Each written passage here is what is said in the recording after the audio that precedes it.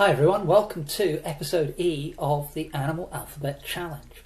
So this is a series of short little videos where I take about 5 minutes and just use a black Sharpie marker pen and some A4 mixed media paper, and the idea is to experiment with animals that I don't normally draw.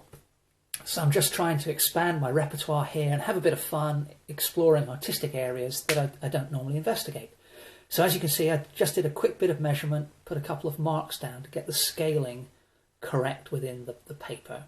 And what I'm doing now is keeping things nice and loose with the Sharpie marker pen, and beginning to indicate the presence of the head of the elephant here. So you can see most of my line work has been kept quite short and somewhat broken, and that's intentional because if I make a mistake with the Sharpie, then I can't really delete it. So I have to be able to have a little bit of flexibility. So unless I'm particularly confident with a line, when I first start the drawing, I'll just use quite short, broken lines, because then I can adapt those if necessary, if I need to make a correction. But so far this one's working out reasonably well. You can see I've got the head in place, the trunk and the tusks. And by using this broken line technique or going over the same line a couple of times helps to create a sense of movement and gives us a nice, lively, expression-filled sketch. Now the front left leg of the elephant is just peeking out on the right-hand side of the trunk, so I've popped that in. And I'm taking note of the negative space here as well, so the space that's left between the limbs.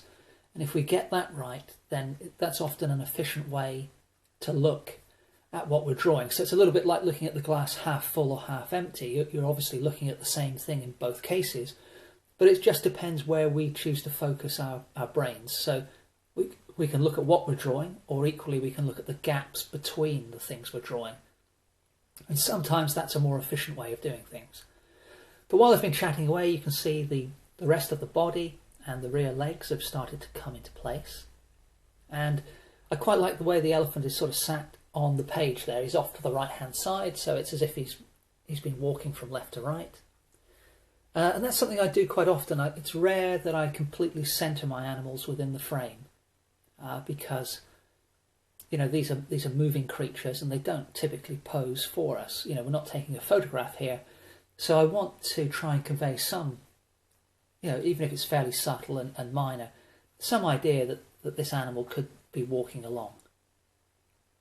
So a quick bit of detail on the eye, and a few curved lines over the top of the trunk, and I'm starting to add shadow and texture now, but always being aware of the direction of the line work I'm using. So, that conveys a lot about the form, and we want to keep things varied, even if we're just blocking in an area of darkness or mid-grey.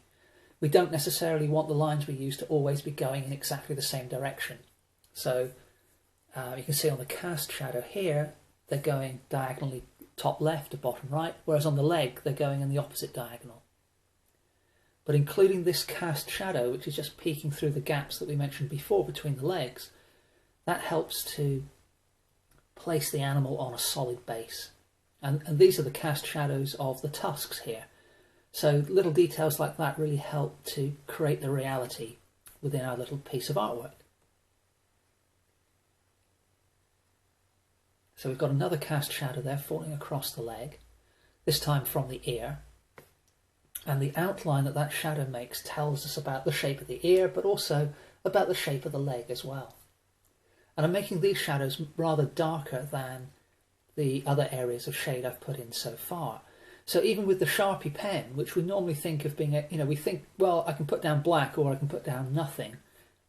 If you control the pressure with which you apply your marks, you can get a range of textures within the line work.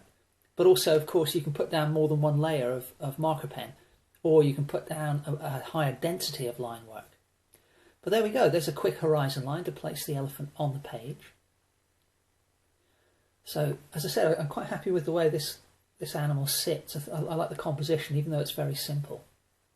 Just darkening an area within the cast shadow now. So if you look at shadows, they are very rarely of one colour or of one tone. And the variation is often quite difficult to see, so you have to sort of spend a few seconds or a couple of minutes looking quite carefully. but there will often be very dark regions, mid-dark regions, and then lighter dark regions, all within one shadow. And it's worth including those, you know, in a drawing or a painting. So a few more little lines of texture and wrinkles here and there to bring a bit more expression to the piece. A few, I assume elephants have toenails. They look like toenails, don't they? I'm not sure if they have a technical name. And then a quick signature, and that's our little elephant sketch done.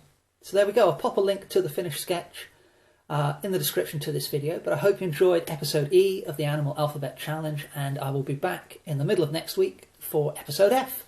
Thank you very much for watching.